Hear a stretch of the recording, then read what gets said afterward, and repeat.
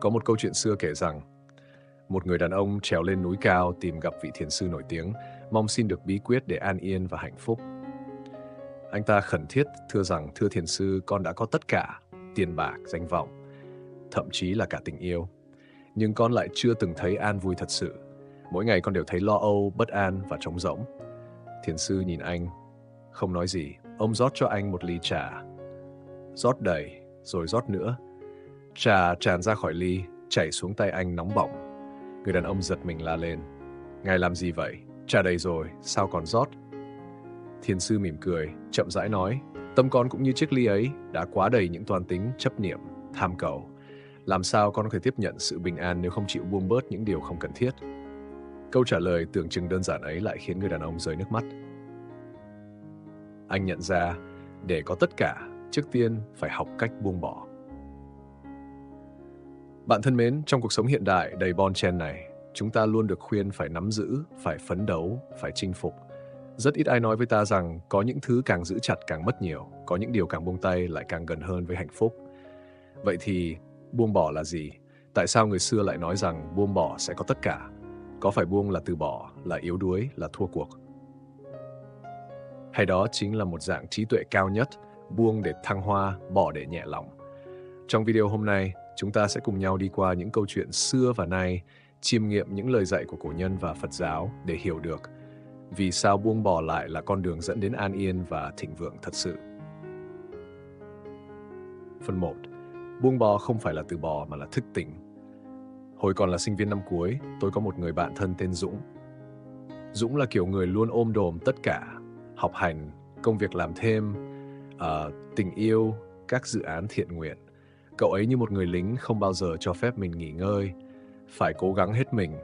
Dũng thường nói thế, và ai cũng nghĩ cậu là hình mẫu lý tưởng. Nhưng rồi một ngày, Dũng gục ngã ngay trong buổi thuyết trình tốt nghiệp. Cậu ấy bị suy kiệt thể chất và khủng hoảng tinh thần nặng. Cả nhóm bạn mới nhận ra rằng đằng sau nụ cười rạng rỡ và sự nhiệt huyết là một tâm hồn mệt mỏi vì ôm quá nhiều thứ mà cậu không dám buông. Sau thời gian điều trị tâm lý, Dũng trở về nhưng là một con người rất khác. Cậu bắt đầu học thiền, đọc sách Phật và tập sống chậm lại. Cậu bỏ công việc mà mọi người ngưỡng mộ, chia tay mối tình đã khiến cậu khổ tâm và từ chối mọi lời mời không cần thiết. Ban đầu, ai cũng tiếc cho cậu. Nhưng kỳ lạ thay, vài năm sau, Dũng lại là người viên mãn nhất trong chúng tôi. Sống giản dị, khỏe mạnh, làm công việc cậu yêu và có một gia đình bình an. Một lần ngồi uống trà, Dũng nói với tôi, hồi đó tao nghĩ buông bỏ là thất bại, nhưng thật ra buông là cách tao cứu chính mình. Không buông thì không còn gì để giữ.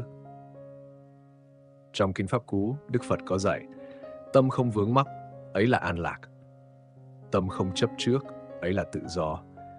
Những gì khiến con người khổ đau không nằm ở ngoại cảnh mà là ở sự bám víu bên trong. Chúng ta cứ tưởng rằng có nhiều là hạnh phúc, nhiều tiền, nhiều danh, nhiều tình yêu. Nhưng thực chất, những cái nhiều ấy giống như gánh nặng vô hình đè lên đôi vai tâm hồn. Buông bỏ không có nghĩa là từ bỏ ước mơ hay sống buông xuôi, mà là buông đi những thứ không thuộc về mình, phù hợp với mình, hoặc đang làm mình tổn thương. Khi tâm không còn bị ràng buộc bởi phải thế này, phải được như kia, thì tự nhiên bạn thấy lòng nhẹ tênh và trí tuệ bắt đầu nở hoa. Câu chuyện Phật giáo, chú Tiểu và chiếc túi rách. Có một vị thiền sư già đi dạo cùng một chú Tiểu. Trên đường họ gặp một người đàn ông đang oằn lưng mang theo một túi hành lý lớn. Ông than thở, tôi mệt quá, nhưng tôi không thể bỏ cái túi này được. Thiền sư nhìn rồi nói, nếu ông biết bên trong túi toàn là đá vụn, ông có còn muốn vác theo không? Người đàn ông lặng người. Ông thử mở túi ra xem. Quả đúng là toàn những hòn đá vô dụng mà ông tưởng là vàng. Chú Tiểu ngơ ngác hỏi, thầy ơi, sao ông ấy không biết là mình đang vác đá? Thiền sư mỉm cười. Vì ông ấy chưa từng dừng lại để kiểm tra xem mình đang mang cái gì, cũng như con người thường không biết tâm mình đang nặng vì những điều không đáng. Bạn đang mang theo những hòn đá nào trong lòng? Có thể là một mối quan hệ đã cạn yêu thương, nhưng bạn không dám buông vì sợ cô đơn. Có thể là một công việc khiến bạn kiệt quệ, nhưng bạn vẫn bám víu vì sợ mất thu nhập. Có thể là một giấc mơ thời trẻ nay đã không còn phù hợp, nhưng bạn vẫn níu giữ vì sợ bị xem là thất bại. Thật ra, buông bỏ không đáng sợ như ta tưởng. Đáng sợ nhất là sống cả đời trong đau khổ chỉ vì không dám buông. Phần 2. 3 bước buông bỏ thông minh.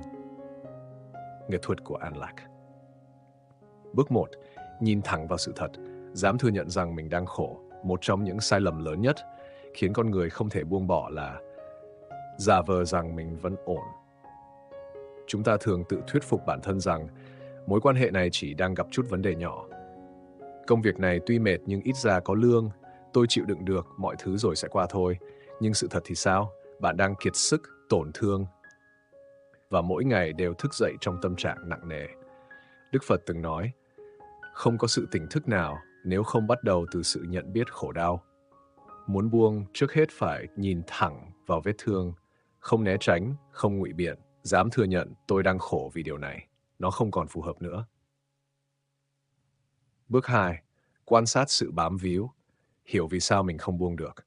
Đôi khi chúng ta không buông vì tưởng mình đang yêu, nhưng thực ra là đang sợ. Sợ cô đơn nên giữ lấy một người không còn yêu mình. Sợ mất mặt nên tiếp tục công việc mình ghét. Sợ thay đổi nên sống trong một môi trường độc hại. Phật dạy rằng mọi khổ đau đều bắt nguồn từ chấp thủ, sự bám víu vào một cái ngã nào đó. Hãy thử tự hỏi mình, nếu tôi buông điều này, điều tệ nhất sẽ xảy ra là gì? Và nếu không buông, điều đau đớn nhất là gì? Bước 3. Hành động nhỏ. Buông từng chút một, không cần vội vàng, buông bỏ không phải lúc nào cũng là cắt đứt dứt khoát. Đôi khi buông là một quá trình như bóc từng lớp hành, nhẹ nhàng, từng chút một. Hãy bắt đầu từ những điều nhỏ nhất. Tắt thông báo mạng xã hội khiến bạn phân tâm. Hủy theo dõi người làm bạn so sánh bản thân quá nhiều. Dần thời gian với người khiến bạn mệt mỏi. Viết ra cảm xúc và thả trôi những điều mình không kiểm soát được. Bạn không cần phải buông tất cả trong một ngày. Nhưng mỗi lần buông một chút, bạn sẽ thấy lòng mình rộng thêm một khoảng. Phần 3. Câu chuyện thức tỉnh. Khi mất đi lại là một món quà. Tôi từng phỏng vấn một người phụ nữ ngoài 40, chị từng là giám đốc marketing của một tập đoàn lớn. Trong mắt người đời chị có tất cả, quyền lực, tiền bạc, danh tiếng. Nhưng chị lại bị trầm cảm nặng. Rồi một ngày chị bị sa thải do một quyết định bất ngờ từ ban lãnh đạo. Chị rơi xuống đáy vực, tưởng là kết thúc. Nhưng sau thời gian dài trị liệu và thiền định, chị nhận ra tôi không mất gì cả. Tôi chỉ bị ép buông những thứ tôi không dám rời bỏ. Kết luận, buông là cách sống của người mạnh mẽ. Trong đạo Phật, buông không phải là trốn chạy. Buông là một hành vi có ý thức xuất phát từ trí tuệ. Người yếu bỏ cuộc vì không còn lựa chọn. Người mạnh buông bỏ vì họ biết mình xứng đáng với bình an. Đôi lời nhân gây của người làm video, nếu bạn đang ở ngưỡng cửa của một sự chia tay, một biến cố hay một quyết định khó khăn, hãy hít một hơi thật sâu và hỏi lòng mình. Thứ mình giữ có còn phù hợp với mình hôm nay không? Nếu câu trả lời là không, hãy tin rằng buông bỏ không làm bạn mất gì mà chỉ giúp bạn trở về với chính mình, một bản thể tự do, nhẹ nhàng và tràn đầy sinh lực sống. Trong Kinh Tứ Diệu Đế, Đức Phật đã chỉ ra con đường thoát khổ bắt đầu bằng việc biết rõ khổ. Đó là chân lý đầu tiên. Ngài không dạy chúng ta phải ép mình sống vui hay cố lạc quan mọi lúc, mà dạy ta hãy trung thực với khổ đau, rồi từ đó mới sinh ra trí tuệ để vượt thoát. Trong thế gian này, không có gì là của ta.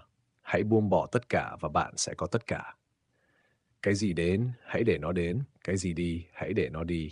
Quan trọng là tâm bạn không còn bị cuốn theo nữa. Nếu bạn đã nghe tới đây, có thể đâu đó trong bạn đang chất chứa một nỗi niềm chưa biết phải buông thế nào. Mình mong rằng video này như một người bạn đồng hành, giúp bạn soi sáng con đường trở về với chính mình. Bạn không cô đơn. Trên hành trình này, có rất nhiều người cũng đang học cách buông, học cách sống chậm, sống sâu và sống thật. Nếu bạn thấy video này hữu ích, hãy để lại một comment chia sẻ cảm nhận. Biết đâu lời của bạn lại giúp được một ai khác. Và nếu bạn muốn tiếp tục đồng hành cùng những bài học Phật Pháp giản dị mà sâu sắc như thế này, đừng quên bấm nút đăng ký kênh và bật chuông thông báo nhé. Mỗi tuần chúng mình sẽ đăng một video mới, nhẹ nhàng, sâu lắng như một tách trà ấm cho tâm hồn bạn giữa cuộc đời đầy biến động.